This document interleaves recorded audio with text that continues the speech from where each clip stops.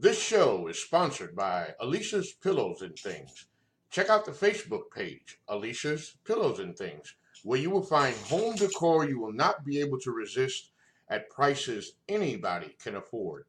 Check out the pillows and stools of your favorite sports teams.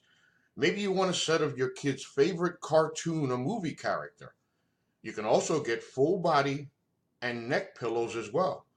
Log on to ngscsports.com and go to the Alicia's Pillows and Things tab on the homepage to complete your order.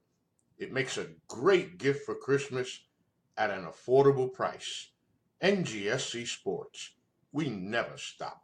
You're listening to NGSC Sports Radio. Hear us live on ngscsports.com, where you can get awesome analysis for all things sport. Or check out our podcasts on iHeartRadio, Spreaker, iTunes, TuneIn, and much more. For our latest videos, head to NGSC Sports YouTube channel. Follow us on Twitter at NGSC Sports and like us on Facebook. NGSC Sports. We never stop.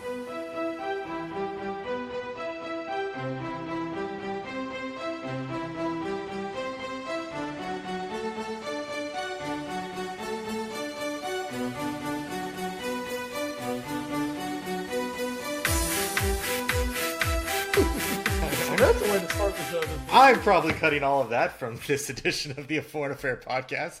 The Foreign Affair podcast, also known as Porn Weekly. There you go.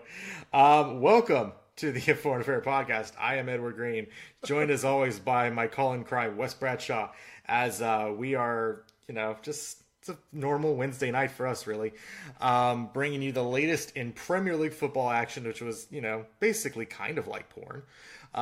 So where are we doing? Watching baseball and reviewing early 2000s pornography. I mean, that's really what a show. It's really what this podcast was founded on, if we're being completely honest. But we won't be talking too much about that. We will be talking about the Premier League week in review, the Champions League week in review, hit a little bit of news and notes, and then of course the watch for and so Raw. Very somber So Raw this week, unfortunately. Yeah, that's storyline and real life. I'm not even going to touch storyline this week. I think the real life situation deserves its own little talk. So we'll get back to storyline maybe next week.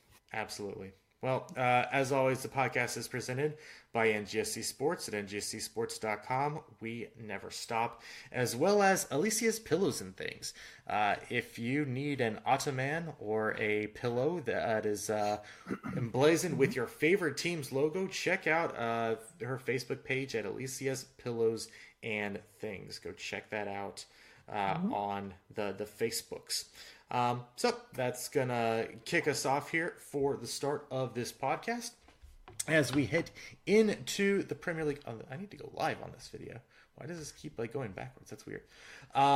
That's baseball. That's not even soccer though. So as we start with the Premier League week in review recap, first for the matches we're not really going to discuss.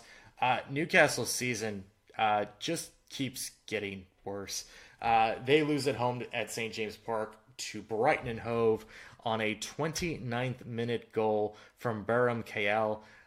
Just a tough loss for them. Newcastle created a lot of chances for themselves and just could not convert. Tough break for Newcastle there, as they are unable to get any sort of result against Brighton. Watford goes to Wolves and gets a 2-0 win. Great goals just minutes apart from Etienne Capoue and Roberto Pereira. Great goals from them early on in the match is what seals their victory. Cardiff gets their first win of the season. They are off the schneid with a 4-2 win over Fulham. Big goals in that one for Cardiff, but none maybe bigger than one of them for Fulham. As in the 34th minute, Ryan Sessegnon became the first player born after the year 2000 to score in the Premier League. Obviously a very sought-after player in the off-season, especially, if Fulham had not come up from the championship.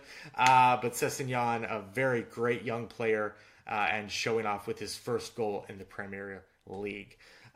Bournemouth and Southampton played to a 0-0 draw. That happened.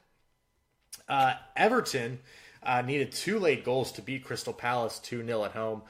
Dominic Calvert-Lewin and Cenk Tosun praised the Sun with his goal in the 89th minute, just 2 minutes after Calvert-Lewin's, as they took a big 3 points against other mid-table team Palace. And then finally on Monday Night Football on NBC Sports, Arsenal overcame an early own goal from Hector Bellerin against Leicester to score 3 more of their own. A goal from Mesut Ozil right before halftime, and then Aubameyang with a 3-minute brace in the second half gets Arsenal their 10th win in a row in all competitions. So Wes, let's actually start with that one. Although I don't know how much else we have to add, but it's like every time we talk about Arsenal, it's like, yeah, they're really good. They're playing really well. But it's, what happens when they actually play a good team again? Well, they'll find out soon. But, all you can really say right now for Arsenal is everybody in front of them, they're doing what they're supposed to do. Yeah. So, good for them on that deal. A huge amount of publicity is being made because Arsenal's highest paid player, their most decorated player, Mesut Ozil, apparently decided that he wanted to play this week. Mm-hmm. He went out and did really good, which, I feel that Arsenal fans should be able to expect every week from a guy who makes £300,000 a week. What? That's crazy talk. But, basically he has a good game and everybody's slobbering on, see how good, we told you how good Mesut Ozil was. Well, the thing is, and I think even on this show, we can admit we never said Mesut Ozil wasn't a good player. Oh, absolutely. As far as skill and talent-wise, he's absolutely elite. Mm-hmm. It's just he's lazy, he's moody, he won't play defense. And, he doesn't elevate in a big game. But okay, cool. Hey, you did good against Leicester. Good for you. Yeah, that's important. It wasn't we did kind of say last week this could be a big challenge, not a big challenge, but a challenging step for them. Leicester has been proven to be pretty good so far in this Premier League, and it is maybe a little bit of a step up in some of the competition they've played. I also do want to direct people to an article at statsbomb.com, which takes a look at some of Arsenal's more advanced metrics so far this season. Stuff like expected goals per game, expected goals per shot. There are some stats that Arsenal are severely outperforming their metrics in. Kind of like since we are watching baseball, to use a baseball analogy, it would be like a guy who has like a 430 batting average on balls in play. Like, that's unsustainable. You can't do that for an entire season. It's eventually going to regress to the mean. And that's really where they are right now. Arsenal's expected goal difference in the Premier League is right around 0. Their actual goal difference through 8 matches is +9. So they're outperforming their expected goals by roughly 9, which in a lot of their games has been the difference between a win and a loss, especially with as many times as they've gone to the lead tied, gone into the half tied and without a lead.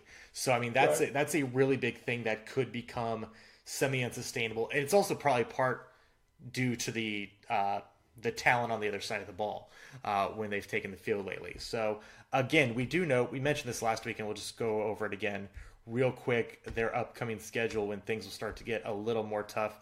They do have Palace this coming weekend, but after that, it's Liverpool, Wolves, at Bournemouth, Tottenham, and United would be their next 5 in the Premier League. So that is going to be a big wake-up call for them. Let's head back now to the rest of this week's matches as we take a look at Manchester City beating Burnley 5-0. Aguero, Silva, Fernandinho, Mahrez, and Sane all on the score sheet for the Citizens. And Wes, it is kind of interesting. This team still level on points for first place this year, Does it almost seem like we're being really quiet though about City? Like I don't hear much talk about them right now. Well, I think the biggest reason is, it's expected. Here's the thing: City right now are expected to be where they are. Mm-hmm. I mean, this is a team. They certainly didn't get worse. No. They added a 60 million pound attacker. So I'm not going to take anything away from what City's doing, but I think right now, and it was kind of reiterated and pointed out this past week, when, hey, we're still at the top of the heap in England.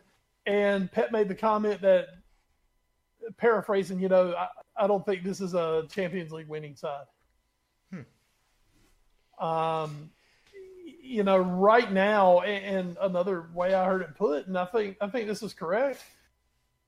The Sheikh, when Abu Dhabi, when they bought City, it's been nice to win the league, and now they've set the league point record, and now they're considered the big dog in England right now. That's great. They didn't buy City to win England, right? I mean, yes, that is a great accomplishment, and not that no one gave a crap when they did that. But in the long run, they bought City to turn them into, because they wanted to put themselves in that worldwide, caliber of clubs with Real Madrid and Barcelona, and at the time Manchester United.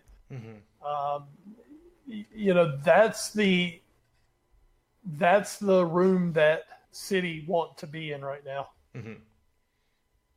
So, I mean, you can almost say that some City fans are spoiled. I wouldn't call them long-term diehard City fans. Oh, yeah. Those guys who've been City fans for 30, 40 years, I mean, they're living the life right now, and they know it, and they appreciate it. Sure.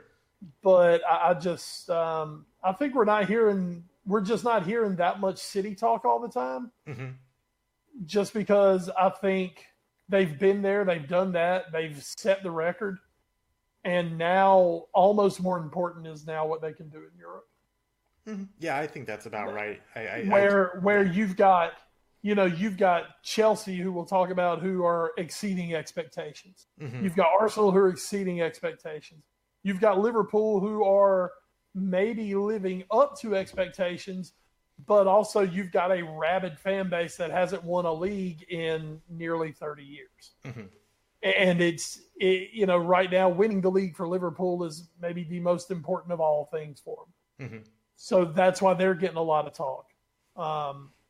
City are kind of just, I mean, they're the big dog who's just kind of sitting at the top right now, like, all right, well, we know what we're going to do, and you know what we're going to do. It's up to one of y'all to decide if you want to give us a run at it. That's fair. I think that's exactly right. Yeah, I just think that's why they're not being spotlighted quite as much, because they're not quite on the pace of last season. Even though they actually might be, I don't know. But, they're not – well, here's the thing, they haven't run away with the league already like they had this time last year. Right. There's more praise to go around because other teams are actually making it something this year. Let's see real quick. All right, so it might be on the same page. I'm very curious actually. 2.555 times 38. Okay, they would be, if they stayed at this points per game pace, they would finish at 97. Which is off last year. Yes. So. Oh God, 3 points dropped this year after last year. What's wrong with you people? But I mean, at the end of the year, we'll just have to see what happens. We'll talk Champions League later, and they look like they've righted themselves in Champions League. And if that's the most important thing, then you've got to feel that's the basket they're going to really put their eggs in going forward this year. Because once again, Pep, just like at Bayern Munich, when Pep Guardiola came in, winning the league was like, okay, well, that's just a yearly expectation now. Right.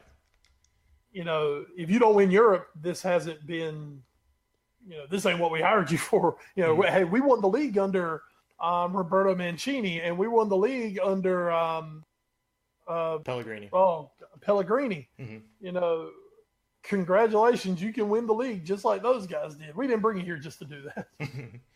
So, I mean, I'm sure they loved the championship. The 100 points last year was awesome, something that we may never see again. And that's something nice to put in your hat. But at the same time, yeah, they brought in Pep to win Europe. Absolutely. But Wes, one of those teams you were talking about was Liverpool coming off. And I don't know exactly how to feel about this match as from a neutral perspective, because one of the jokes we made of, when we were coming out of the international break was, Liverpool's going to be super injured, but it's okay because, even though the offense hasn't been great, shouldn't have much trouble against Huddersfield coming up right out of the gate. But except for a Mo Salah goal in the 24th minute, which obviously good to see him back on the score sheet, and a few other that will continue in our Champions League talk. Right. And a few other chances, Huddersfield put up a very game fight and had a few little things gone their way in the first half. Maybe the result actually comes out a little bit differently for the Terriers. Great fight by them, but just as we've noted all year, not a whole lot of actual finishing power for this side. And that is why they do fall at home 1-0 to Liverpool. So at the end of the day, though, hey, it's another victory for Liverpool. It's another 3 points. You keep pace with the Premier League leaders. As far as points go, it's goal differential, not so much at the moment. But points is what really matters at the end of the day, and that's fine. But I can't help but, watch the highlights and rewatching parts of it and go, I keep expecting Liverpool to hit their final form, and my brain's like, no, trust is there. It's gonna hit at some point, but it's like, okay, but win. Well, and once again, we'll talk Champions League, and maybe hopefully that's kind of the precursor going forward. Right. But Klopp made the comment the other day that this is a dog that's learned a new trick. Mm-hmm. And that was pretty much right on his quote. A season ago, you have Ollie up in the bullpen. Interesting. A season ago, this Liverpool team was wide open, throttle all the way down. They were thrilling to watch. As a neutral, they were the best show on turf because, bro, they could blow a 3-goal lead at any moment. That's true. They almost did against City when they beat them at home. Yeah, and by God, it was fun to watch them get that lead. And then, by God, they made it fun to lose it. And then the thing with Liverpool, they would lose a 3-goal lead and then throw another 2 in. Yeah. At that point, Jurgen Klopp, you've got to remember, a year ago at this time, Jurgen Klopp did not trust his goalkeepers. Mm-hmm. Really did not trust his central defensive pairing. Had a kid playing at right back, hadn't had Moreno playing at left back. Oh, Jesus Christ, it was terrifying. and basically had at this point last year, had Simone Mignolet playing goalie. Mm-hmm. Liverpool had no choice but to put the pedal to the metal and try to outscore people. And that left them a little more open at the back. But then the thing is, it won't like we were stopping people anyway. Yeah. This year, I mean, through this point of the Premier League, this is the best Liverpool defense ever. 3 goals given up now in 9 matches? Let me check real quick. We played 9, right? Let's see. Yes, 3 and 9. Yes. 3 and 9, 6 clean sheets. They've broken the world record in a defensive player basically twice this calendar year. First in Van Dijk, second in Alisson at the time. And I think everybody, their cousin and their mother would tell you that we may have got bargains on both of them at the end of the day. For what they have meant, we may have gotten bargains on them. Andy Robertson has, since Robertson has come in, he's developed into one of the top left backs in England. Trent Alexander-Arnold is, really, really good going forward. And there's so much promise for Trent Alexander-Arnold. But I mean, two, he's a solid defender. And then, right now, from a year ago where, holy shit, I don't trust anyone playing center back for Liverpool, suddenly we're looking like, man, we have three really good center defenders. Mm-hmm. And I think the biggest thing that happened for Lovren was Van Dijk coming in, because suddenly it wasn't all on Lovren anymore. And Joe Gomez has been a revelation so far. This Liverpool team, yes, at the front, you've still got the three big names, and they're great, and they're poised to explode. Hell, all three of them scored today in the Champions League. Maybe that gets it going. But I think as a team like City, like Chelsea, Tottenham, Arsenal, United, those teams that are up there, get gone, Mookie. Oh, Mookie just did damage. Awful. Damn it! How did he almost miss? He almost hit that out. And okay, he got a double. Here we go, Mookie. Anyway, I just think it's one of the other top teams in the league. You have got to be terrified of what you've seen from Liverpool right now. Mm-hmm. Because the one thing you could always count on was, well, don't worry, they'll give up a bad goal when it matters. Liverpool ain't giving up shit.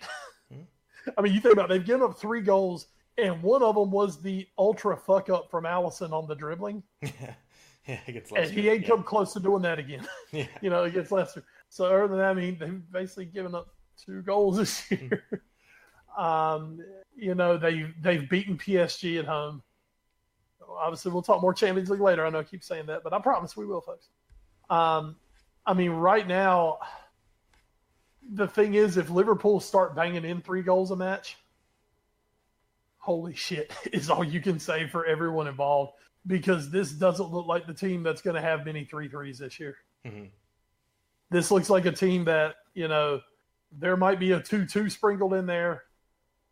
There may be some 1-1s to come. But I think this is a team that's going to win a lot of 2-0 matches going forward. And, that's the thing is, how can you be mad when the thing that we've been throwing a shit brick conniption about for the last decade looks like it's shored up? Mm-hmm. And the front 3 can score. Right. And today in the Champions League, oh my God, Fabinho suddenly looked like the guy that we thought we bought. So shit, there's another weapon. So, I mean, I'm just as a Liverpool fan, I'm just sitting back here. I've got my arms crossed. I've got this little shit-eating grin on my face, because every time we win one of these 1-0s against a low team on the road, we've talked about on here for too long. These are too many of the damn matches that I've sat here and bemoaned 3 days afterwards going, God dang it, how the hell did we draw this, or how did we lose this on the road? So, man, it right now, Liverpool are in a really good spot when you consider what is potentially still waiting to come. Sure. And as you mentioned, we will talk about what's to come in the Champions League in just a little bit. 2 more matches to get through in the Premier League. One we can get through pretty quick here. Tottenham versus West Ham. Tottenham in a London derby goes on the road and beats West Ham 1-0 thanks to Eric Lamela as he scores against the Hammers. Gets a big goal there. And just another, we talked a little bit about, Liverpool kicking it into gear and finding that next level eventually at some point in the season. I think we could say the same thing about Tottenham to a certain extent. Completely agree. It's the weirdest thing. And obviously we'll get to the Champions League disappointment in a little bit, but we look at the table, and yes, they're technically in 5th place because of goal difference, but they're level on points for 3rd. They're 2 points back of 1st place. And I don't think they've played a good 90 minutes of football yet this year. And I think that's one of the most bizarre storylines of the year so far. It's just how many results Tottenham have been able to get despite not playing good football. And that's a sort of another team. Is they could be great. There actually is that potential there. It's just now it becomes a question of, can they ever flip the switch? And that's what we have to be looking on now. Of course, when we talked about back months ago now when we talked about that whole World Cup hangover thing. This is about the part where people said it would hurt the most, was mid-October. So right now. So if Spurs can sort of weather this storm, and as weird as it may seem to be, get to December, yes, that is when the schedule turns to absolute hell, but about then is when the hangover should be done. If they can get in relatively good shape, this has always already been a team under Maurizio Pochettino who has sort of started taking off right around the turn of the season and really hitting their stride. If they can do that, and I'm not convinced they will, but if they can do that, this team, well, I don't know if they'd be a threat to win the title, could definitely challenge for that and could play a deciding factor in how the title race goes as we hit the second half of the season. And the thing is, I mean, I think we've said since the start, and I still believe that it's there. Chelsea may have taken some of that thunder, but I always thought the three best teams in the Premier League this year were Liverpool, City, and Tottenham. The only scary thing for Tottenham is, once again, we've hit on it before, not quite the depth maybe that a Liverpool or a City have right now. And that's why I do kind of worry about them come December. If they kind of can't snap out of this malaise. Not saying that I don't think this is a team that's going to be in danger of missing the Champions League. I'm not convinced they're going to be able to stay in the title race. Even though, as we said, we're going to talk about Champions League. This may be part of the master plan for all I know. I don't think so. Another thing I want to point out, your best player this season, quietly, of course, this is a team with Harry Kane and Dele Alli and Jan Vertonghen and Christian Eriksen. Your best player is Eric Lamela. Yeah. Holy hell, that guy. I mean, this is Eric Lamela, who suddenly is becoming the player that Tottenham thought they were buying, about 4 years ago? Absolutely. I mean, they were looking for goals and assists, and, what they got was that Argentinian toughness. And now they've got that, plus they're getting goals and assists. I think he's 7 goals, 3 assists in all competitions this year. Yes. I mean, that's already 10 goals that Eric Lamela has given you, and that has hugely made up for maybe what Kane and Ali have been lacking this year. And that, like you said, it is scary what they can turn on, because they're, quote, I'm not going to say they're the 2 best players, because Eriksen's obviously right in that group, but I mean, 2 of their absolutely top players have not been hitting this year. Well, and not just that, but especially Dele's obviously been hurt for a little while now. Eriksen has just come back into the fold, and I think this was his first full match today, I believe. I know he played, I'm pretty sure he played against West Ham. But no, actually, did he come off the bench? He came off the bench, that's what it was. So this was his first start back from injury, and we'll get to that in a little bit. But I think that's been part of what's been keeping them up there, even though they haven't played their best football, is this, like, oh, finally, this is who Eric Lamela was supposed to be the whole time. And and granted, he's also dealt with injuries over the course of his Tottenham career. I think there was an entire season he missed one time. So it's been tough, but now that he's finally doing it, I mean, if all of a sudden you can put Harry Kane and then you have Eriksen behind him, and now you have basically 4 options of Lucas Moura, Dele Alli, Heung-min Son, and Eric Lamela. And that's where, at least in that half of the pitch, the depth issues, that's where it comes now. You've got the depth and the quality depth. Yes, absolutely. That's the big thing is the rotation can be there, because I also do believe next week is League Cup week. So that'll be fun. Oh, I'll get a week off then. There you go. I get time off. All part of the plan.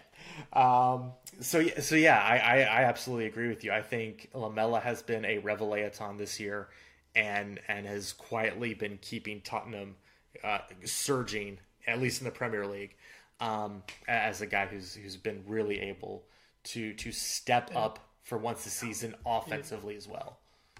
And I'm going to tell you, as good as Lamela's been, who terrifies me on Tottenham right now? Who's that? And I'm not talking about terrifies me as an opponent. No, as an opponent, I'm kind of okay with this. As a fan, what the hell has happened to Hugo Lloris? That's the weird thing. Like, well, here's the thing. If we're talking about the West Ham match, played a great game against West Ham. Not that one so much, but yeah. I mean, there have just been other ones where, the goalkeeping's been shoddy, the distribution's been shoddy. The off-field behavior has unfortunately been a little. I don't even think he's been that bad as a goalie. I think his decision making has been poor. But here's the thing about Lloris. He's always been prone to this. Mm-hmm. It's just cropped up a lot in a very short time frame.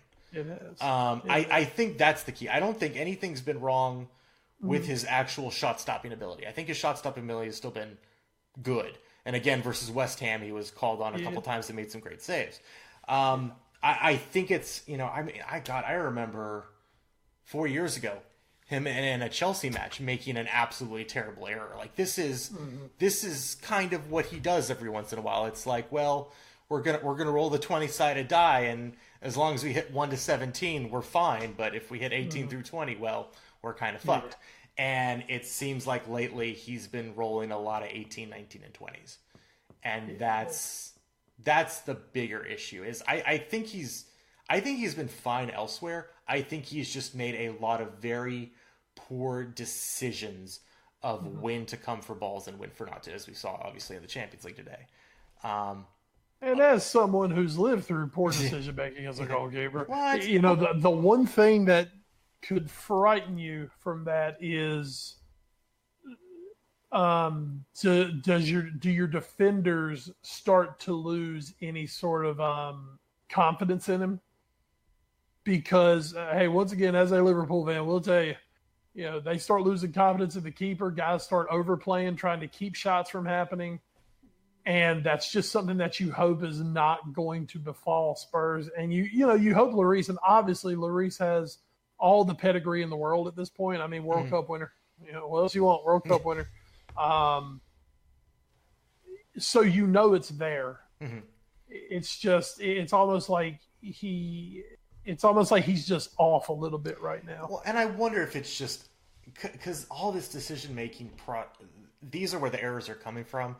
I wonder if he's just not fully back mentally yet, especially after what happened with the off-the-field incidents that you were referencing. I just wonder if that's really taken a toll on him this year. And so you start to wonder is like, well, is it time for Gazaniga? Like, you hate to say it because, again, you just said this man 3 months ago won the World Cup. Like... And was a big reason why they won the World Cup, even though he had that horrible error in the final. But that's again, he rolled 1 through 17 so much in the World Cup, and in that few minutes, roll a 19. It's fine. So, I mean, it's something to keep an eye on. Yeah, absolutely, I agree. Spurs have some questions. Mm-hmm. They got some questions. But, I mean, at the same time, this is still a team who, with all the questions, with the issues, I mean, damn, they're off to their best ever Premier League start. So. Yeah, it's like, just imagine how if one of the last 2 years' teams was playing this well. I mean, just think about it, Liverpool, they're just not playing that good. Tottenham, well, they're not playing good. Okay, both off to their best ever Premier League start. So, please keep telling me how we're not doing things right. I mean, if you just look at the Premier League numbers, if you take them combined and just take out the game they played against each other, these two teams are 13-2-1 in the Premier League right now. Yep. Like, what awful teams! What terrible teams! Speaking of terrible teams, Wes, one last game we have to talk about is Chelsea versus Manchester United.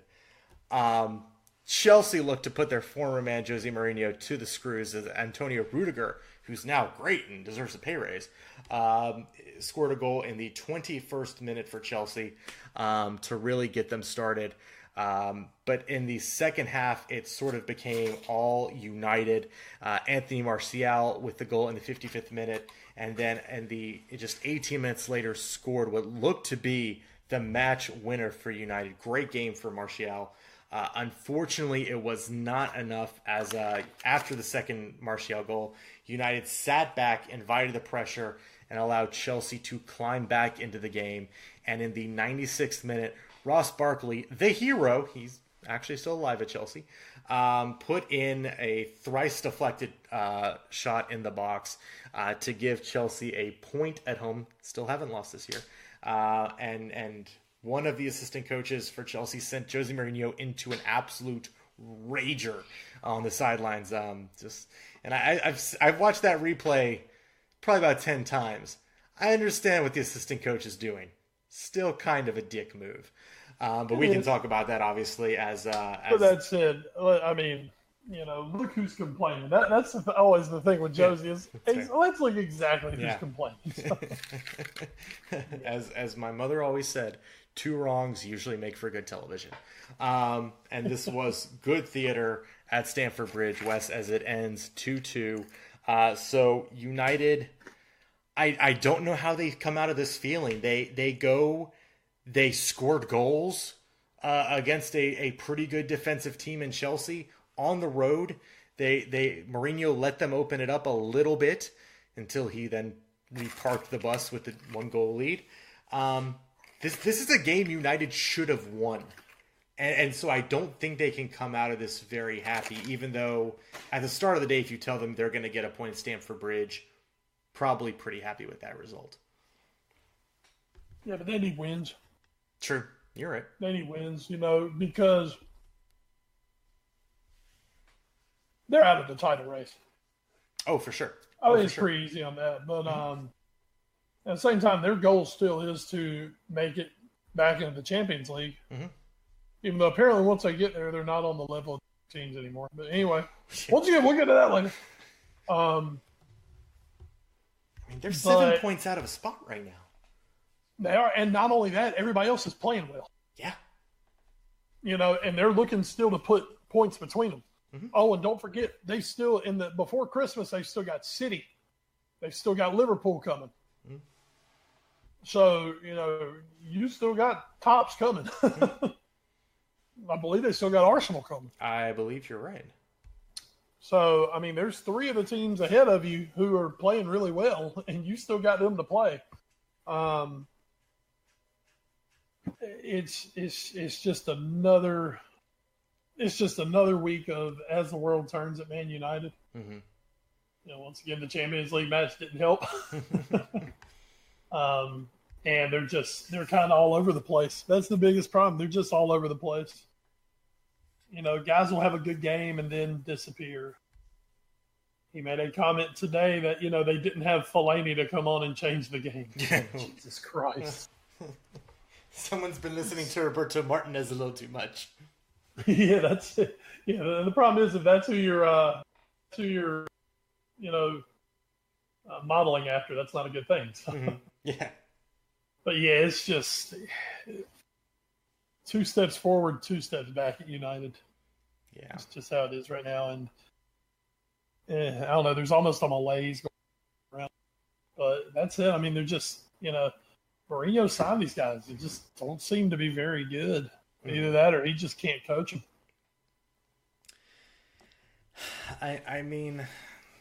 Is there any chance? We've been saying this for so long. Things at least have, even though not the result they wanted, but they've at least seemed to have kind of calmed down from being a 3-ring circus to maybe a 1-ring circus, just like a little traveling freak show. Oh, yeah. Is there a little bit less pressure now on Mourinho that maybe, it might as well be the title of this podcast. We'll get to the Champions League in a minute. Is there a little less pressure, though, on Mourinho as far as his job security? This is just my thought. I think that a few weeks ago when everything was going crazy, mm-hmm. I really think United were weighing up their options at that point. Mm-hmm. And I fully believe, because there were enough reports to believe this, United have gone out, they've done some diligence on some of the managerial candidates that they would like to bring in. Mm-hmm. And I think at the end of the day, they sat down and they were just like, we're not bringing in anybody who could potentially be better than him. True, I agree with that. And so I think as long as things don't devolve into anarchy like they were close to doing, Mm-hmm. I think he's going to be okay for the time being. Here we go. Good job, Eovaldi. 3 up, 3 down, top of the 8th. 3 outs. That's way better. But I think that's where United is at this point. It's just like, oh my God, let's just settle down, try to win some matches. We don't care how you do it. But I don't know, man. It is a really tough situation right now because this is a team that does not look like they're putting all out for the manager. Mm-hmm. But it just looks like United have no other real choice right now. They're kind of stuck with him. And part of it's because they did give him that big-ass contract, too. Right. Well, those Glazers don't want to lose any money. No, absolutely not. So very un-American. So we'll be keeping tabs on this as we love to do with United. Big fans of watching this soap opera that is Manchester United. And there will be another episode this coming up weekend as we head into the weekend. Big news, everybody. No early game this weekend, so that's great, at least not on Saturday. So at Saturday, you have 5 games at 10 a.m., including Liverpool versus Cardiff, Southampton versus Newcastle, Watford versus Huddersfield, Fulham versus Bournemouth, and Brighton and Hove versus Wolves. At 12:30 p.m., you have Leicester versus West Ham. Great. At 9:30 on Sunday, you have the choice of Palace versus Arsenal and Burnley versus Chelsea at Turf Moor. And then at 12 noon, it's Manchester United versus Everton.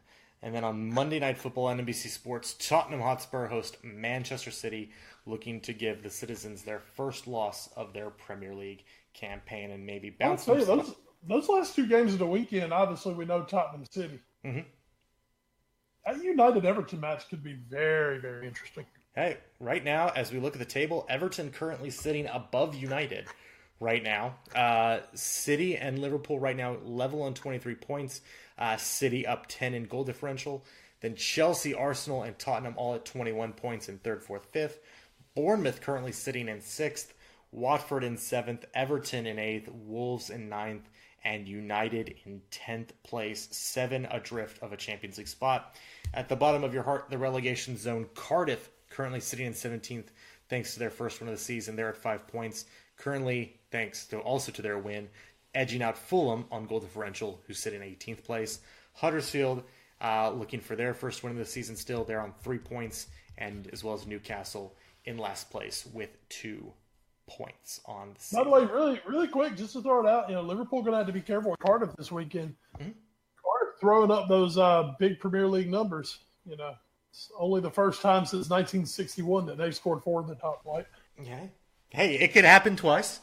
It's a new dawn for Cardiff football. Could they literally put 125% more goals than Liverpool have given up all season past them? Why not?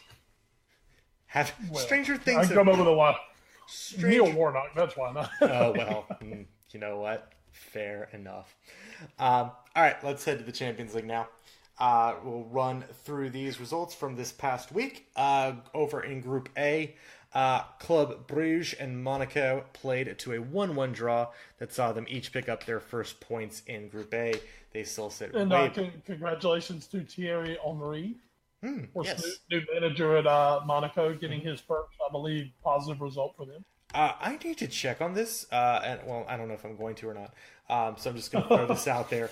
I want to say there's like 3 teams in the Champions League, Monaco one of them, that maybe like a week or 2 ago were all in the relegation zone in their respective leagues. I think it was like Monaco, Hoffenheim, and Schalke. I'm looking at it right now. Sorry? Monaco's in 19th. There you go. So yeah. They are firmly in the...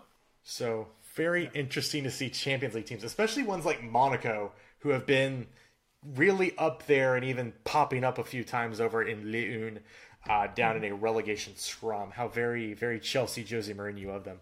But the big match, the big news, in fact, came out of the Westfalenstadion over in Dortmund as Borussia pounded Atletico 4-0. A goal early from Alex Witzel was the catalyst, but Rafael Guerrero with a brace in the second half powered Dortmund to a big win against Atletico that sees them go top of Group A. And Wes, something we haven't talked about a lot this year is other leagues. We've been very focused on the Premier League and have kind of glanced over things like Real Madrid being kind of awful, Barcelona not being super great outside of their Champions League games, Bayern Munich not being that good either, and all of a sudden, like Dortmund, top of the Liga in the Bundesliga, and unlike previous years, feels like maybe they have a legit chance to hold on this time at the top spot. But this is a statement win against what is still a good Atletico Madrid team. It is, and real quick, just to hit that on Bayern that we were just talking about. Mm-hmm. I mean, there's talk of them switching managers. Yes, Real Madrid as well. Yeah, they're not in a good way. Bayern, they're 4 out of first round. They're in 4th place. Already 2 losses in the Bundesliga. So something to keep your eye on. But yeah, man, in Spain, I mean, you look at the Spanish hierarchy right now. Mm-hmm. Espanyol is in 2nd. Which does mean that Catalonia rule the world right now. So, Barca, Espanyol, Alaves, Sevilla. Then you get to Atletico. What is this? Then Valladolid, and then Real. So it's not even like the Valencias and Villarreals of the world who are up there. Mm-hmm. No, it's like fucking Espanyol, Alaves, and Valladolid. I don't even know how the hell to say their name. Them. And they're ahead of Real Madrid. So. That's bonkers. Yeah, I mean, it's been an interesting season. And really, I know we brought up earlier, World Cup hangover is a real thing. Mm-hmm. Absolutely. I mean, it's not just England, and Barca are feeling it. Now, that said, Barca's still up top, but that's just because nobody's really taking the reins and run. Real's feeling it. I'll tell you, man, I'm going to feel bad for Real's manager if he gets fired, Lopetegui. Yeah. God, think about it. I mean, he basically threw away the Spain job to go to Madrid and might not make it till Christmas.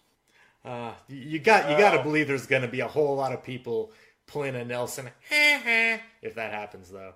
But the thing is, even with that, I mean, they just stopped scoring. Yeah. They went like 5 matches without a goal in all comps. That's definitely not very Real Madrid like. Nope.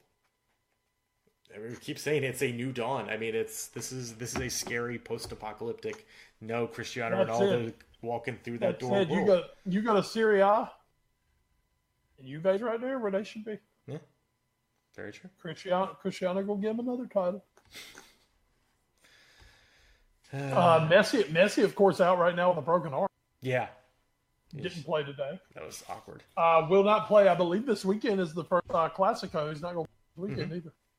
Yeah, that's gonna be a big. They're saying this is kind of like Lopetegui's last stand. If he loses to Barca, he may be gone. So he's probably gone. Good to know. But yeah, so that's what's going on right now though in Group A. Dortmund powering through. They will be making the return trip to Madrid in a couple weeks' time to see if they can hang on to the top spot in the group that they now have by 3 points. As you mentioned though, Barca. The aforementioned Barca, they also own Group B by 3 points over Inter after a 2-0 win against them today. Goals from Rafinha and Jordi Alba in that match. And then Tottenham get their first point of the group stage. Could have been 3, though. The Lloris error that we mentioned led to a red card with his team up 2-1. That sent them down to 10 men. In the 87th minute for Eindhoven, it's one of the De Jongs, Luc De Jong, scores an equalizer for Eindhoven. So right now, Eindhoven and Tottenham down at the bottom with 1 point apiece. Inter at 6, and Barca obviously at 9.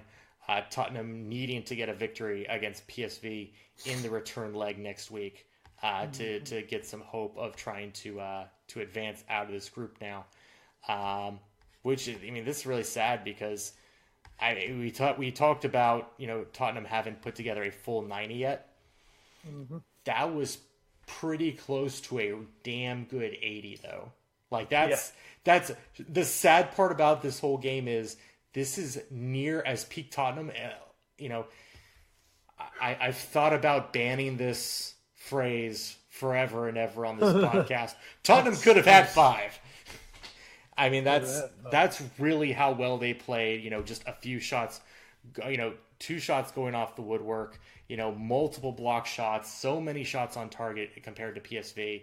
I mean, this was a match that Tottenham could have won going away where that didn't even matter. And completely dominated 71% possession. Yeah, I mean, Tottenham played really, really, really well. And that is the rough part to come out with only a draw. But only a draw they get is it keeps them at 1 point now. But again, if they can find wins in their next 2 matches at home against Eindhoven and against Inter, that at least gets them to 7 points. And then you can start to dream to get out of the group of death. So, and of course, PSV's first goal coming from Chucky. Chucky Lozano. Sorry, I just I like saying Chucky Lozano. I know you like saying Chucky. Chucky. Especially in a fake Italian accent. No, it's a fake Spanish accent. Yes. My apologies. Chucky Lozano. Which sound, yes, the Spanish and the Italians, let's discuss, very close in the languages, right? Yeah. Very close when they try to speak it English. Yeah. Going to Group C. Yeah. Finally we're here, Wes. What a long, strange road it's been. Liverpool the group of holy crap. Liverpool do pull out that 4-0 victory over Red Star with a goal from Firmino and Mane and a brace from Salah with goals 6 minutes apart, one of them coming from the spot. We'll see if there's any more shady betting going on from the Red Star side. If it was how many were going to get beat by this time? Yeah. But as far as the big news from this match, from this group, and it's why this group is now so damn close. And I believe the closest group we have. It's basically it's 6, 5, and 4. Yes. Coming out of the first round robin, Group G is a little close, but I don't think it's going to end up being that close. But as for Group C, PSG needing a super late Angel Di Maria worldie to draw at home against Napoli 2-2. They're in trouble. This is a very strong group, and we're seeing it now. That 2-2 though, it saves PSG's blushes. But right now, they're still in third place in the group. Again, Liverpool now at 6. Napoli is at 5. PSG at 4. Red Star at 1. And now as we start the second round robin, PSG now have to go to Napoli in a couple weeks and see if they can get 3 points to really reassert themselves in this group. And then, Naples ain't no fun to go play. No, it's not. And then after that, of course, later in late November, they'll be having to come back to Paris and play Liverpool. So all to play for PSG in this very, very tough group, Wes. Ed, can I tell you, before I hit that real quick, can I tell you who I really feel bad for right now? Who's that? I feel bad for Arsenal. You know why I feel bad for Arsenal? Why do you feel bad for Arsenal, Wes? Because here they were cruising along to that Europa Championship because, they've been great in Europa, don't get me wrong. And now they're about to get – they could potentially get Tottenham, Man United, and PSG. Or some combination of – they're going to get some combination of Liverpool, Napoli, PSG dropping into Europa. Oh, and not to mention if maybe Monaco figures it out. Hey, yeah, maybe Monaco figures it out, and United, who are obviously just battling just to try to be as good as Valencia at this point. Sure. Thank you, Josie. Valencia, by the way, like him 15th in Spain. Yeah. Can't tell Josie shit, can you? But Europa's about to get really, really a lot tougher for those Gunners dreaming of silverware. By the way, the Red Sox just went up 2-0 in the series. Bang, bang. Folks, the guy in South Carolina won $1.6 billion last night. Go ahead and buy your lottery tickets because David Price has now won 2 playoff games. Hey, Craig Kimbrell's looked pretty good as well. Jesus Christ, he has. Still needs to shave the beard. Anyway, back to my quick thoughts on Group C. Liverpool, to borrow from your earlier banned phrase, Liverpool scored 7 today. It was a complete domination of Red Star. But you know what? It was one that they needed because maybe it is the game where things start to click. The front three all look super dangerous. Mane could have had a brace. Salah gets a brace. Firmino scores a goal. Now, I did not get to see the match today. A, I don't think it was on TV, of course. Yeah. And B, I was in a management training up until after 5 o'clock today. So I was secretly keeping tabs. But, from everything that I heard today, Fabinho played a great match. Ronaldo played a great match. And Xherdan Shaqiri is just, when he's in there, he's just pushing them forward. So, and of course, one rating I saw, they gave Allison a 7 rating on the day. And they say, what do you give to a guy who literally shows up and the most that he has to do all day is in warm-ups? The guy said, apparently 6 is kind of like the baseline when you start doing player ratings. He said, in actuality, he was a 6 because he didn't do shit. He said, but just because it was a clean sheet, I'll give him a bonus point and make him a 7. There you go. So, Red Star never threatened at the back, and it was just a very easy day for the Reds. PSG have issues. Yeah. We're seeing that, because once again, PSG, just like City, not quite just like City, because at least City, in the Premier League, they should have a race on their hands. Mm-hmm. In Ligue 1, there is no race. No. PSG is going to win. And once again, you don't buy Neymar and Mbappe to win France. You drop basically 300 million on players, more than that, 300 million on 2 players. You drop that to win the Champions League. Yep. And right now, they ended up in a very tough group, but right now they're the ones who are finding themselves being completely outplayed by the likes of Liverpool and Napoli. Mm-hmm. And extremely, extremely lucky to walk out of Paris with a point today. Yeah. That was a hell of a shot from Di Maria. Yeah, just really good job, United. He can't play, can he? Nope. Not to Van Gaal's army. Yeah, it's going to be a tough group going forward. Group D is a little close as well, but we don't really care about most of these teams, so it's okay. But Porto did get a 3-1 win against 10-man Lokomotiv today, as they I believe made their way to the top of Group D. Yes, top of Group D with 7 points. And then Schalke and Galatasaray drew 0-0 in Istanbul to stay up there as well. So Schalke no fear at 5 points to Porto 7, Galatasaray at 4. So all still well within striking distance. Lokomotiv right now at 0. So they're going to need to start scoring points fast to stay alive in this group. Group E, more or less going to form, I think, at this point. Ajax getting a win over Benfica with a super late winner from Nasser Matsaroy. Sure. He had the late winner there in the 92nd minute. And then Bayern Munich, they finally started scoring goals again. Lewandowski with a goal there to win 2-0 in Athens. So they are now up to 7 points along with Ajax. Ajax does top the group on head-to-head away goals, however.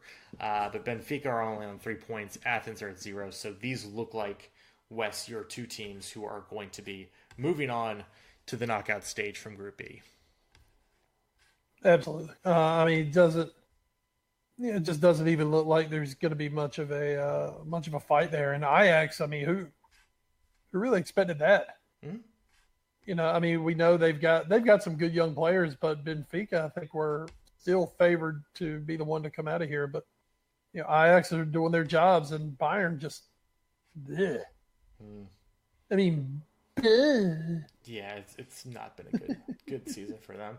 But yeah, you look at the current squad is basically a who's who of who's going where in a few months, and even some former Premier League players with Daley Blind and Dusan Tadic, but guys like Frankie De Jong and there's at least one or two other people who I'm just not seeing on this list that have been coming up in transfer talk. So yes, this is a very good team that could end up shocking some people once they hit the knockout stage. In Group F, Manchester City, Wes, as you mentioned earlier, did get a big 3-0 victory today at Shakhtar Donetsk. The dual Silvas with a combined brace from David and Bernard Silva. Emerick Laporte also with a goal in the game for City. Mama Silva's a happy lady. And then Hoffenheim and Lyon played a hell of a match. 3-3. It ends in Germany. Lyon nearly won the match through Memphis Depay with his goal in the 67th minute, but Joe Linton with the late equalizer in the 92nd minute for Hoffenheim means that they get their second point of the group stage and keeps Lyon from jumping up into first place. So now City is in first in the group with 6 points, Lyon with 5, Hoffenheim and Shakhtar are at 2. But Wes, this was a big win for City and a big draw for them across the way in Germany for them to be able to now sit in first place in the group after that opening loss to Lyon. Absolutely. And, they're going to take care of business here in the group stage. They're doing what they have to do. They know this is somewhat of a formality, but they need to go in. They need to make sure they win the group. And then it's really their entire season this year is going to come down to those knockout rounds. Certainly. And, again, City didn't have the best start to the Champions League. As I mentioned, they lost to Lyon. They also nearly lost at Hoffenheim. They gave up a first-minute goal and then needed a David Silva 87th minute winner to get 3 points in there. Group G, Real Madrid, they managed to score a few goals in this one. They beat Victoria Pilsen 2-1. Marcelo with the eventual winner there, although how long he's going to still be at Real Madrid, who knows? So they get the win, though, there. Roma also with a 3-0 win against CSKA Moscow, and Dzeko with the brace there. So Madrid and Roma atop that group with 6 points apiece, and Moscow nipping at their heels with 4 points themselves. And then finally, Wes, in Group H, Juventus with a Paulo Dybala goal at Manchester United get the 1-0 victory that sees them stay perfect in the group with 9 points. Young boys, they get their first point of the group stage by drawing Valencia, coming back from an early Michy Batshuayi goal for Valencia. So the group stands Juventus 9 points, United 4, Valencia 2, Young Boys 1. So United definitely thanking those young boys for their contributions to the group stage, else they might be in third place right now. But still, United nowhere near safe of getting out of this group, especially considering they're going to have to now go to Turin in a few weeks' time. Oh, the boys. Yeah, I mean, Young Boys kind of, I mean, they kind of took the wind out of the sails of Valencia, who, saw United lose and had a chance, and then they just kind of shot themselves in the foot. This is kind of the group of shoot yourself in the foot. Yeah, a little bit. So, except for Juventus. But yeah. Yeah, I mean, it's good for Juve. Juve's going to be fine. Juve in this group. But, really, and this is what has United fans fired up today, and I can understand it. In the 90s and the 2000s, Manchester United, Juventus that was like European megas. Mm-hmm. Oh, yeah. And that was the way it should have been. I mean, they had just wars. And here they are, and here's Mourinho, basically saying, oh, yeah, well, we have no chance to win the group. Our biggest competition, obviously, is Valencia. And you're a United fan like, wait a damn minute. I want to be on Juventus's level again. I don't want to be on fucking Valencia's level. They suck. So, Mourinho just – and here's the thing. We know Mourinho knows what the hell he's saying. And that's just crazy to me that he'd say that. You know, just, dude, what are you doing? I mean, once again, are you trying to get fired? Maybe. But I don't know, man. It's a sad state of affairs right now. You know, I hate United, so I love it. But of course, sad state of affairs for United fans. What's going on with their club right now? Yeah, absolutely. So they're going to have to rebound and rebound fast. They will still have matches against Young Boys and Valencia, and that December 12th match against Valencia could be just everything for United if they want to make it out of the group stage. So that is going to do it for our match talk. Let's hit the news and notes with our big story of the week. We've talked a little bit already about Bayern Munich's struggles in the league so far this year. We apparently are not the only people to have noticed this. Much of the German press apparently has apparently also taken notice of it and has been a little critical of the team. And according to one Jordan Maciel at a press conference at Bayern Munich featuring President Uli Hoeneß, Chief Executive Karl-Heinz Rummenigge, Sporting Director Hassan Salihamidzic, and Head Coach Niko Kovac, he said, to summarize the press conference so far, Bayern's old guard, Neuer, Boateng, Ribéry, Robben, Mueller, etc., have achieved so much in their careers. How dare they be criticized by anyone for subpar performances? And according to this tweet from Bayern Fan TV, quoting the club, that they're saying, we will now use legal enforcements against journalists for their fake stories, such as the Tolisso injury that you created or the Sancho story. We will not allow fake stories anymore without proof. Sick for them. I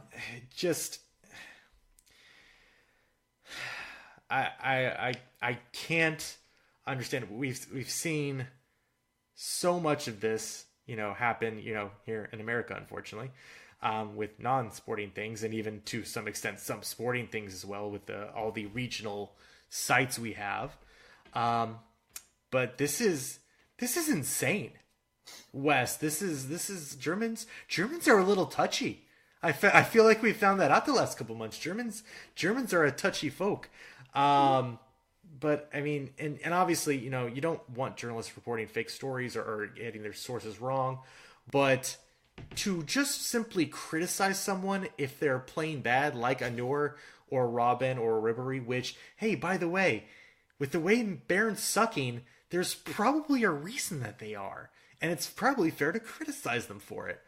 To simply say, quote, we at Bayern have decided that we will no longer accept this recent kind of media coverage is idiotic at best, and just makes what is a very proud and storied organization look incredibly childish.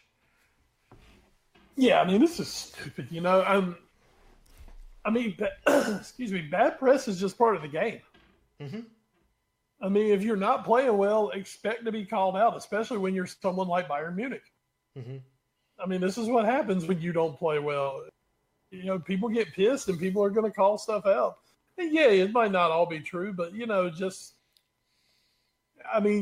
they look like overreacting, petulant children, is what it is. And it's ridiculous, but, for us here in America, we just kind of roll our eyes at shit like this.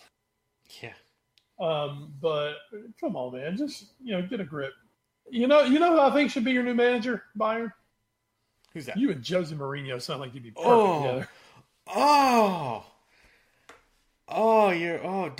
Don't tease me like that, Wes. I just figured everything out. God, I mean, who would ever have Jose back more than Bayern? Oh man, that'd be amazing. Oh, the stories. Oh, yeah, they'd be best friends. Oh, he might even last 3 whole years there. Hey, he's getting close at United. Don't you worry. I have faith he'll make it. Yeah, better get your shit together. That's frankly unacceptable. Frankly, Ribéry unacceptable, if I may. Hey, yeah. So that is going to bring us to the watch for. What are you watching in the week that was, or in fact, the week that will be? Oh my goodness. Well, you guys know I'm with work and everything, between work and fall baseball, which is almost over, thank God. Yeah, it's gotten cold here. Yeah, we didn't get a fall in North Carolina. It's just like, okay, it's winter now, motherfuckers. Yeah. Enjoy. Shit. I've kind of got my 3 or 4 shows that I kind of try to keep up with on a weekly basis. Mm-hmm. SEAL Team, which was just freaking heartbreaking this past week. Oh, no. With main character Jason Hayes, his wife dying in a car wreck. Oh God! Wait. Oh yeah. Wait. His no on the show. Okay. Yeah. This was I said Master Chief Jason Hayes, which that's the character's. Okay. David Boreanaz plays it. Okay. All right. So yes, when I use their TV show, Booth. I mean the TV show was. Not But just a real gut-wrenching episode. I mean, that really almost, I'm sure it had a lot of people actually crying. I was getting a little close, but of course we know I'm just a heartless asshole who's all about one person, and that's me. It's true. But anyway, so that was really good. I told you, I think we're getting a little more drama in SEAL Team this year, a little more of the at-home drama. But I mean, they really still keep the military action sequences. They keep them tight. So, I mean, I can't complain one bit about SEAL Team. It's been a good show. Mayans, I'm still a few weeks behind on Mayans, but this is just it's partially filling that Jackson Taylor Sons of Anarchy hole in my heart that I've had for like 4 years now. Yes. Oh my God. Nothing will ever truly fill Sons of Anarchy because that's one of my top 5 favorite shows of all time was Sons of Anarchy. I think we could go there. Oh, we remember. We remember the Watch Force dedicated to the final season here on this podcast. I cried, I laughed, I cringed, I cried some more. It was amazing. We still remember Marilyn Manson as one of the best white supremacists ever. Oh God, his prison rape scenes just matched right up near Rick Fox. Oh my goodness, those were so horribly uncomfortable. But Mayans is I like Mayans so far. I think I'm 5 out of 7 episodes in, so I'm a few weeks behind. But man, it's a cool show, and it's, like I said, it just kind of fills that little bit of that void that I now have in my life. American Horror Story is just taking me on a roller coaster this year. I don't know if this isn't going down as my favorite season right now. I didn't say it was the best season, but just my God. This past week, they revisited Murder, which was season 1. And not only did they revisit, you got some of the, the nostalgic, as we call them in wrestling, the nostalgia pops. Yes. Oh, look, it's Hulk Hogan. Oh. Well, not only did they have the nostalgia pops of bringing back people from season 1, they went like so anti-American Horror Story and had happy endings for people. Not everything went to shit. But basically what they did, man, is this is season 8. They wrapped up season 1 storylines 7 years later. They wrapped up Dylan McDermott and Connie Britton. Both made a return. They wrapped up their character story arc. Wow. The maid. They wrapped up her story arc. Jessica Lange was back. Jessica Lange was back. Oh my God, I haven't seen Jessica Lange in like 3 years. Oh, she's wonderful. They wrapped up her story arc, and then they wrapped up the Evan Peters, Taza Formaggi. I can't say her name. You know what I'm talking about? Sure. Yeah. They wrapped up their story arc. And not only that, we got the insight to the Antichrist that we needed. Nice. It was an episode that was very, very Emma Roberts heavy. Oh, that's good. I love Emma Roberts. And then basically they had one of the witches, which was Emma, and one of the warlocks, which is his name on the show is something Chablais. This dude, his name is Billy Porter, the actor. Mm-hmm. You've probably seen him in a few other things, Now, this guy is like the most fabulous gay man I've ever seen. And the opening segment of last week was one of the funniest things I've ever seen on Horror Story. As Emma Roberts, who of course is, this, beautiful white chick, complete bitch on the show. And Billy Porter is a tall, thin, very, very gay black man. And they were posing as a married couple. Makes sense. Because they were buying Murder House. They were buying the Murder House so they could go in and investigate and do all the things that happened. And there were about 3 one-liners that just had me dying. And if you can ever just find just the open, my God. And it was just highlighted with the realtor's like, I have to disclose there have been a few deaths in the house. And Emma Roberts says, yeah, we heard about such and such and such and such. The guy said, yeah, in the last 15 years, there have been 36 deaths in the house. And they're both kind of just staring. And Billy Porter, just in his magnificent voice, says, well, the wife loves a farmhouse kitchen. And I died. It was like tension, and he just drops it in the most perfect tone known to man. That's amazing. So, a Horror Story, we're 6 episodes in of a 10-episode season, so 4 left. And it is delivering, and it is building on it. So, in the past Horror Story, the last one I really liked was Roanoke Nightmare. Mm-hmm. And you'll remember the first half, I was all in it. Yes, you were. And then it just, went to shit. Mm-hmm. I don't think this was going to shit. I have a lot of faith in Ryan Murphy to see this through. Gotta have faith. And then my other show I watch on a reg is I watch It's Always Sunny every week. Oh. Or sometimes I'll just wait 2 weeks and just watch 2 of them at a time. Always Sunny, it always kind of, they carry over a little bit of the jokes. Mm-hmm. But, it's an episode. Obviously, it's a very episode heavy show. Mm-hmm. you can watch one episode just out of the blue and just die. Right. Oh my God. It's Always Sunny. They're too damn much. That shit is so great. I have nothing else to say. It's that damn great.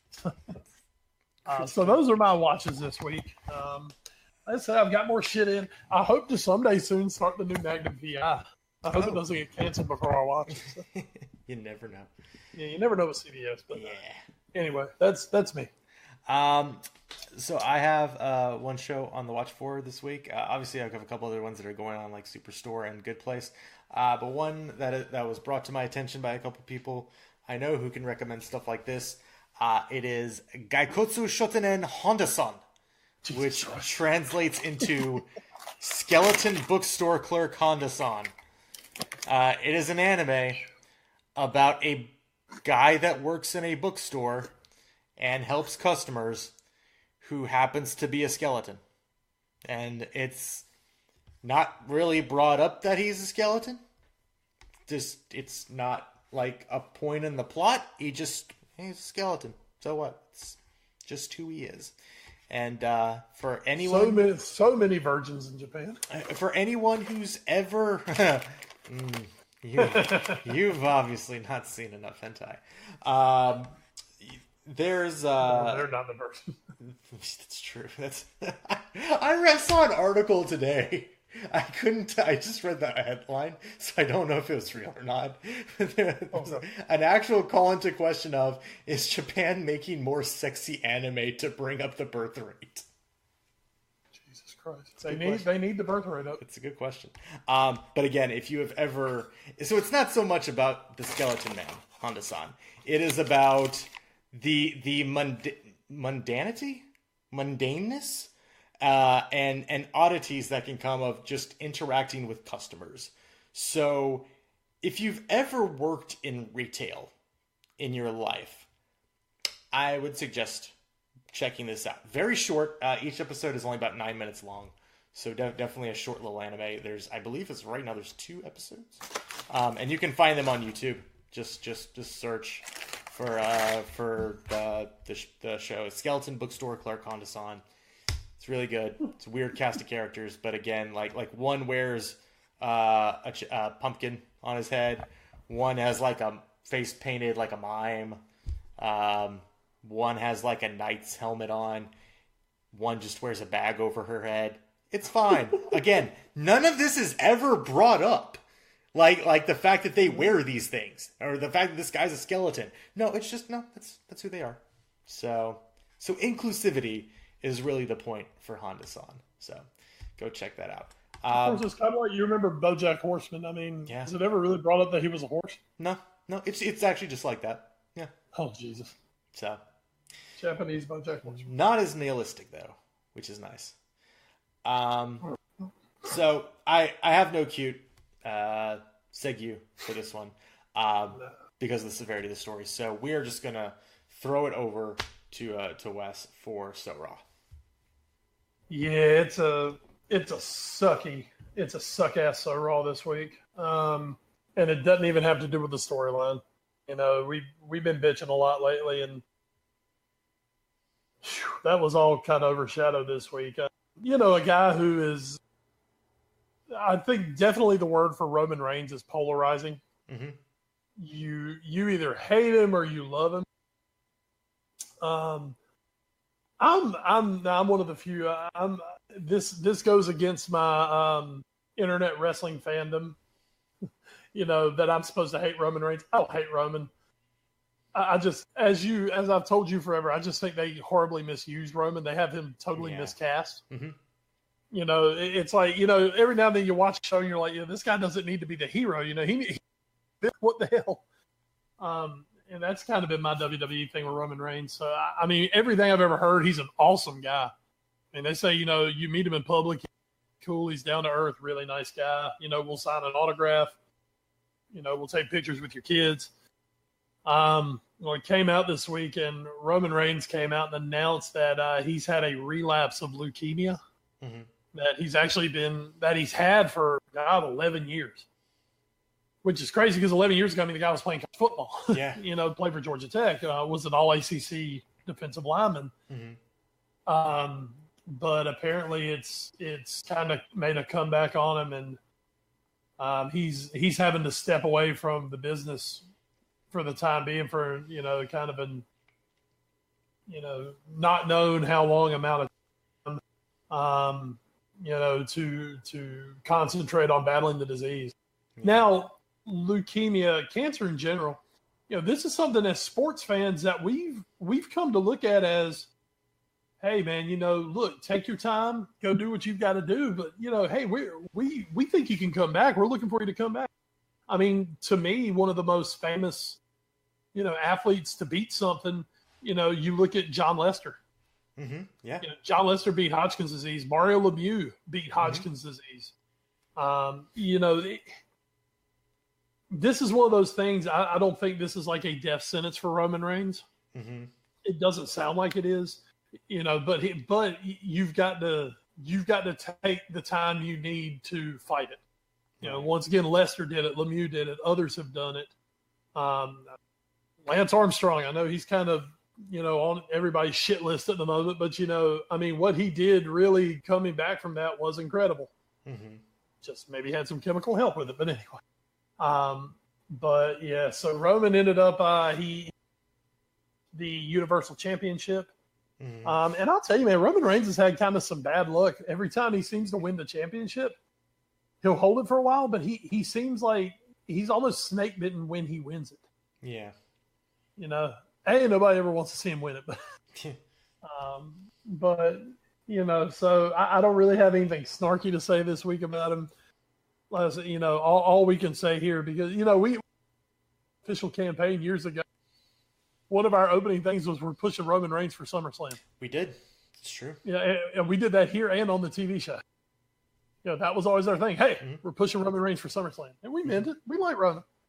So, you know, from us here at the Foreign Affair Podcast, if for some reason, you know, Roman, while you're doing your treatment, if you completely run out of things to listen to and happen to listen to us, you know, hey, I bitch about your story arcs, but buddy, we are definitely pulling for you. So, you know, pray to your God, whoever it may be.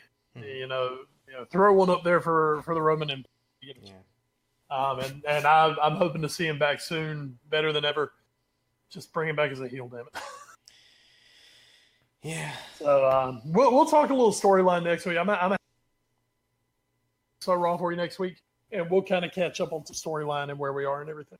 All right. Well, because there was unfortunately a massive, probably due to Reigns going out. Well, say it, they kind of broke up the Shield again. Yeah. So of course, you can't have the Shield when somebody's out. So and I tell you, the Shield comeback. For 4 years, of course, one of our very first shows was the Shield breaking up, which, as you know, devastated me like few other things in this world have. Oh, yeah. I mean, I barely came out of my house other than to go to work. I was so devastated that the Shield broke up. And then for 4 years, they held the Shield reunion, which they should have. And then they bring the Shield back, and nearly immediately Dean gets hurt, which kills the Shield comeback. And then Ambrose comes back, and things are going pretty good with the Shield. I mean, the Shield's like the main part of Raw, and now Reigns has this leukemia diagnosis, and oh man, yeah, I almost wonder if trying to get the Shield back together is kind of a little, star-crossed. Yeah. So, but anyway, Ambrose has turned heel, which, I mean, that's awesome. He's going to be an awesome heel. So, we'll see what happens going forward. But there is definitely, one thing people say, Reigns takes up so much of the air when it comes to the top card in WWE. Well, he's not going to be there. So, let's see if somebody can step up and, turn themselves into main eventer with Reigns gone. So, anyway, like I said, a little somber this week. Yeah, absolutely. So, unfortunately, we're going to end on that sort of down note. But, again, we are presented as a podcast by NGSC Sports at ngscsports.com. We never stop, even if this podcast is about to. Also by Alicia's Pillows and Things. You can find them as a collective on Facebook, as well as us. But you can also find us on Twitter. We are at AFA Pod. Wes, you are? I'm at Wes Bradshaw 21. I'm at Edward Green. As I mentioned, you can also find us on Facebook as well as Instagram and YouTube via our parent show, The All New Sports Show. You can also email us at allnewsportshow@gmail.com. Lastly, thanks to our podcast providers, including Podbean.com, Stitcher, Spreaker, iHeartRadio, the TuneIn Radio app, Google Play Music, and the iTunes Music Store. We will be back next week to discuss this week of Premier League action, League Cup results. We'll talk a little bit more about any more of the news and notes that come out of this week. Hey, maybe we'll even have some job news coming out of Real Madrid after El Clasico this weekend. So it'll be a big week of soccer action coming at you. And hey, maybe, fingers crossed, we won't have a Game 7 interrupting us next week. It's happened a few times, but hopefully Boston just goes ahead and closes it out. So yeah, the way this is going, maybe we... Yeah. Fingers crossed. So that's going to do it, though, for episode 233. But before we get out of here, Wes, is there anything else you'd like to add? We are definitely in the nitty-gritty school football season. This week it's been moved up a day because how dare they decide to try to play a football game in the rain in North Carolina. Oh, no. Can't do that. Rocky Mountain Southern Nash is our game of the week on TV. And also... maybe due to the earlier hurricane, canceling Rocky Mountain's game with Havelock and canceling Southern Nash's game with Wake Forest, we have two undefeated teams this late in the year going heads up with each other. So the Big East title's on the line, and potentially a number one or a very high top seed in the 3A playoffs is on the line as well. So, and of course, just county bragging rights. I mean, it's Rocky Mountain Southern. So I'll be there. I'll be there as an impartial. I can't even talk about it. They already know I'm pulling for stuff. But it could be a very interesting football game for that. Yeah, somebody's gonna take the L. Go Griffons. There you go. So that's what's going on there. So again, check him out at Wes Bradshaw 21. He might post or he might not. I don't know. We'll see. I don't want to put him on the spot to do it. There you go. And also check out the at All New Sports Show Twitter for more about that sort of thing. But for my call in crime, Wes Bradshaw, I am Edward Green. Thank you so much for joining us here on the A Foreign Affair podcast. Until next week, everyone, please stay safe and enjoy the football. And good night to our friends in Manchester. The blue side, you guys are sleeping good. The red side, you guys haven't slept in months. It's true. Jesus. Especially Go get them, Josie. Go get them, Josie.